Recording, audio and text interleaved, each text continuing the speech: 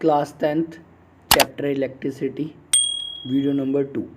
हम लोग अपनी पहली वीडियो में देख चुके हैं कि चार्ज क्या होता है। चार्ज दो टाइप के होते हैं, नेगेटिव और पॉजिटिव। चार्ज की प्रॉपर्टी भी देख ली थी हमने कि जो सिमिलर चार्जेस होते हैं वो एक दूसरे को रिपेल करते हैं और जो डिफरेंट चार्जेस होते हैं वो एक दूसरे को अट्रैक्ट करते हैं। हम पढ़ चुके हैं कंडक्टर्स क्या होते हैं, इंसुलेटर्स क्या होते हैं। नेक्स्ट, इलेक्ट्रिक फील्ड क्या होती है, पोटेंशियल क्या होता है इलेक्ट्रिक, एंड पोटेंशियल डिफरेंस क्या होता है। यहाँ तक हम लोग पढ़ चुके हैं। अब आगे चलते हैं जहाँ से हम लोगों को स्टार्टिंग करनी है अब इलेक्ट्रिक करंट से। इलेक्ट्रिक करंट क्या होता है? तो इलेक्ट्रिक करंट की अगर मैं बात करूँ, it is the flow of electric charge in a conductor such as a metal. In short, अभी हम लोग लास्ट क्लास में हम डिस्कस कर चुके हैं कि स्टैटिक इलेक्ट्रिसिटी तब जनरेट होती है जब कभी चार्ज स्टैटिक पोजीशन यानी कि रुका हुआ होता है, और करंट इलेक्ट्रिसिटी तब जनरेट होती है जब चार्ज मोशन में होता है। तो करंट इलेक्ट्रिसिटी क्या होगी या करंट इलेक्ट्रिक करंट क्या है? जब कभी चार्ज किसी भी कंडक्टर के अंदर मोशन में मूव कर रहा होगा, ठीक है, तो वहाँ पे क्या होगा, जो इलेक्ट्रिसिटी जनरेट होगी वो होगी करंट इलेक्ट्रिसिटी। ओके, अब यहाँ पे इलेक्ट्रिक करंट का फॉर्मूला क्या होता है? I equals to Q by T. यहाँ पे I स्टैंड करता है इलेक्ट्रिक करंट के लिए, Q स्टैंड करता है इलेक्ट्रिक चार्ज के लिए, और T स्टैंड करता है टाइम पीरियड के लिए। मतलब एक यूनिट टाइम के अंदर जितना भी चार्ज एक पॉइंट से पास हो जाएगा वो क्या कहलाएगा? Electric current. Current is measured by instrument called ammeter. हम लास्ट वीडियो में भी बात कर चुके हैं ये कि पोटेंशियल डिफरेंस को मेज़र करने के लिए जो डिवाइस यूज़ होती है उसे हम वोल्ट मीटर कहते हैं, और जो इलेक्ट्रिक करंट को मेज़र करने के लिए डिवाइस यूज़ होती है उसको क्या कहते हैं? हम एमीटर। जो वोल्ट मीटर होता है वो सर्किट के साथ पैरेलल में लगता है, और ये किस में लगता है? सीरीज़ के अंदर। नेक्स्ट आगे चलते हैं, अब कुछ नोट्स देख लेते हैं जो अभी तक हमने ये टॉपिक पढ़ा है, इससे रिलेटेड इंपॉर्टेंट चीज़ें हैं। It is the potential difference between the end of wire which makes electric charge to flow in the wire.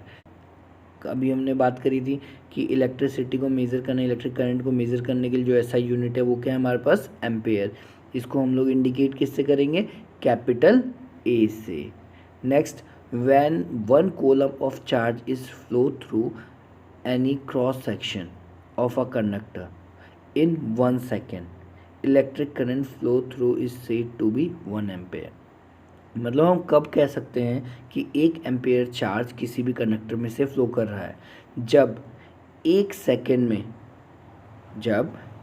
Second में किसी एरिया ऑफ क्रॉस सेक्शन से एक कूलम चार्ज पास करेगा, तो वहाँ हम क्या कहेंगे कि 1 एम्पेयर का करंट इसमें से फ्लो हो रहा है। ठीक है, यानी कि यूनिटरी चीज़ें हो रही हैं सारी। एक कॉलम का चार्ज है, 1 सेकेंड के लिए किसी एरिया से पास हो रहा है, तो उसे हम क्या बोलेंगे? 1 एम्पेयर। नेक्स्ट आगे चलते हैं, डायरेक्शन ऑफ इलेक्ट्रिक करंट। ये चीज़ ध्यान रखने वाली है। हम लोगों को बचपन में लगता था क्या कि डायरेक्शन ऑफ इलेक्ट्रॉन्स जो होती है वही डायरेक्शन ऑफ इलेक्ट्रिक करंट होती है, बट ऐसा नहीं है। इलेक्ट्रिक करंट की जो डायरेक्शन होती है वो हमेशा अपोजिट होती है इलेक्ट्रिक करंट के। A continuous conducting path consist of wire and other resistance like electric bulb etcetera and a switch between two terminal of cell और a battery along which an electric current flow is called electric circuit। अब ये electric circuit होता क्या है? Circuit और कुछ नहीं है, सिर्फ एक क्लोज पाथवे है जिसके अंदर किसी कंडक्टर के थ्रू हो करके किसी लोड हो, स्विच हो, इन सब की जो अरेंजमेंट होती है जिसके थ्रू कॉन्टीन्यूसली जो करंट है वो पास हो सके, वो क्या कहलाता है हमारे लिए? Electric circuit. नेक्स्ट आगे चलते हैं, name a device that help to maintain potential difference across a conductor. किसी भी कंडक्टर के अंदर करंट, हम बचपन से देखते आ रहे हैं, जब कभी हमें करंट फ्लो कराना होता है हम क्या करते हैं? बचपन में भी सेल लगाया करते थे। बचपन में भी जब हम वो खेलने वाली पंखे की मोटर यूज़ किया करते, सेल लगाते थे। तो सेल लगाते क्यों थे? हम सिर्फ और सिर्फ जो मोटर होती थी उसके दोनों टर्मिनल्स के बीच में एक पोटेंशियल डिफरेंस जनरेट करना चाहते थे, ताकि वहाँ पे चार्ज का फ्लो हो सके, और फ्लो होने की वजह से हमारी मोटर चल सके। यानी कि सेल वो डिवाइस है या बैटरी वो डिवाइस है जो पोटेंशियल डिफरेंस बनाने के लिए यूज़ होती है। What is mean by saying that the potential difference between 2 point is 1 volt? Again unitary चीज़ चलेगी। अब देखो पोटेंशियल डिफरेंस के लिए हम लोगों ने क्या पढ़ा था, work done per unit charge. मतलब जब वर्क डन होगा 1 जूल का और वहाँ से 1 कोलम ही चार्ज पास हो रहा होगा तो हम क्या बोलेंगे, 1 वोल्ट का पोटेंशियल है। ओके, आगे चलते हैं। How much energy is given to each coulomb of charge passing through 6 volt. इस क्वेश्चन के अंदर हमें ये बता रखा है कि चार्ज 1 कॉलम है एंड जो पोटेंशियल डिफरेंस है वो 6 वोल्ट है। हमें फाइंड क्या करना है, वर्क डन। तो हमारे पास इस रिलेशन में क्या फॉर्मूला होता है, V is equals to W Q. V is equal to W Q. अब इस फॉर्मूले में अगर मैं देखता हूँ तो मुझे V भी मालूम है, Q भी मालूम है और मुझे फाइंड क्या करना है, W।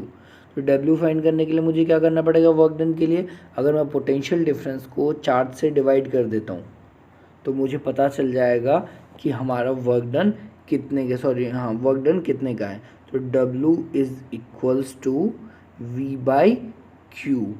पोटेंशियल मुझे पता है 6 वोल्ट का है और चार्ज जो मूव हो रहा है 1 कोलम है, यानी कि वर्क डन कितने का हो गया मेरा, 6।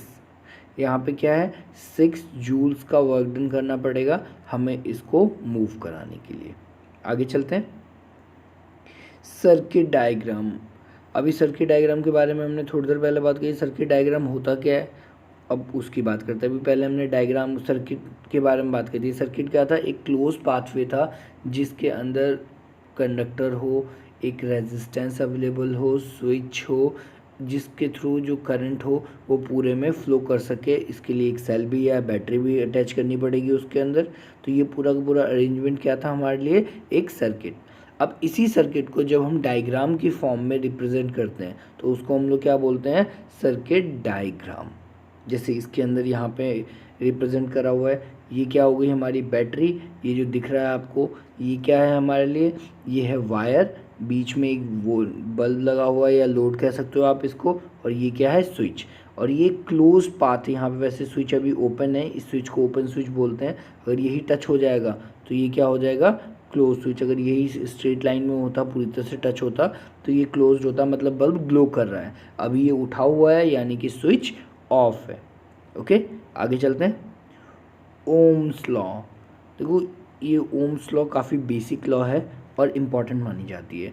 ओम्स लॉ क्या कहती है, एट कांस्टेंट टेम्परेचर अगर किसी भी कंडक्टर में से करंट फ्लो कर रहा है तो वो हमेशा डायरेक्टली प्रोपोर्शनल होगा पोटेंशियल डिफरेंस के।